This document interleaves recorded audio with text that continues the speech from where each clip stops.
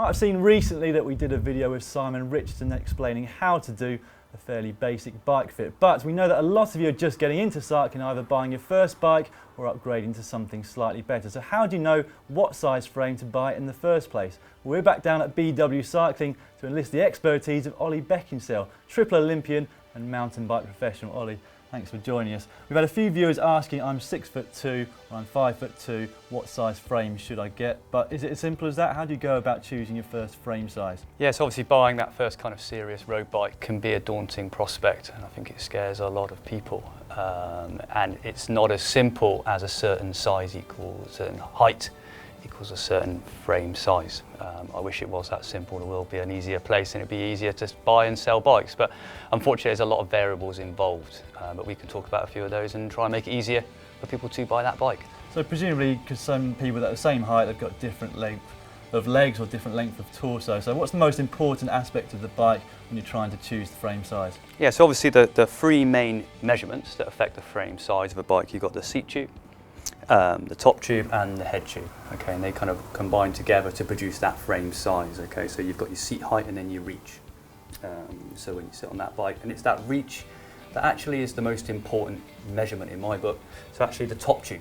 So effectively you've only got a few centimetres really that you can make a difference in terms of how far you are because of the stem size, but as you said, the saddle can go up and down a fair bit. So, but presumably you don't want the saddle right down at the bottom or too far up then? You want to get in the ballpark with a frame, but like I say, you've got a lot of adjustment in the seat post. Okay, but like I say, you can move that up 2 or 3 inches either way, and especially with compact frames these days. So with a sloping top tube, there's even more adjustment available. But like I say, what you can't change a lot is the stem length. Okay, so you can adjust the stem. For example, on this medium large, I've got an 11 centimetre stem. You could go up to maybe a 12, 13 at a push before the handling really starts to slow down. So in terms of, how do you know that it's the right size top tube for you and the right reach for you? Is it just a case of sitting on the bike and getting the saddle in roughly the right position and going on feel? The best way is to go and sit on the bikes. Try different bikes, look at different options and get a feeling first of all in one shop or a variety of shops for what a road bike feels like. If you only go and sit on one bike for the first period of time, how do you really know if that's right or wrong? Sit on a variety. Maybe it's different shops or different brands within a shop. So you actually get a bit of a feeling, a bit of knowledge for what you're looking for. So presumably there's 2 ways of defining the reach on the bike, because of course there's how far forward you are, but there's also how low or how high you are up on the bike. So how do you decide what's the best position for you in terms of the height of the stem? Yes, your spot on the 2 work together to produce that reach. What we're trying to do is combine both so that when you're leaning forward and you're on the brake levers, gear shifters, that's actually kind of default position. You're trying to combine the reach and the drop of the handlebar so that that's within your comfort zone.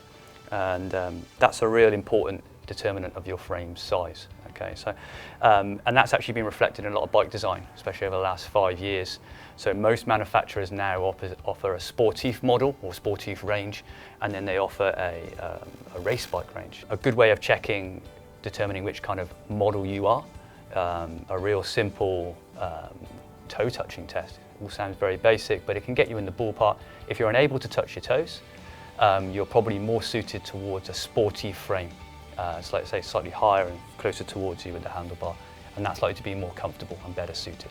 So presumably most professionals are a little bit more flexible, and that's what allows them to get low at the front end and be more aerodynamic, but many amateurs are less flexible and so need to have just a slightly higher front end just for the comfort, is it mainly? Yeah, so it's that flexibility of the hamstrings, glutes and back, so the guys that have been riding, and also it's how long you've been doing it for, so over a long period of time the body adapts. And presumably also having a higher front end doesn't make so much difference in terms of aerodynamics really when you're doing 25 to 30 k's an hour versus what these guys in the Tour de France are doing. The thing is, you can always make yourself lower.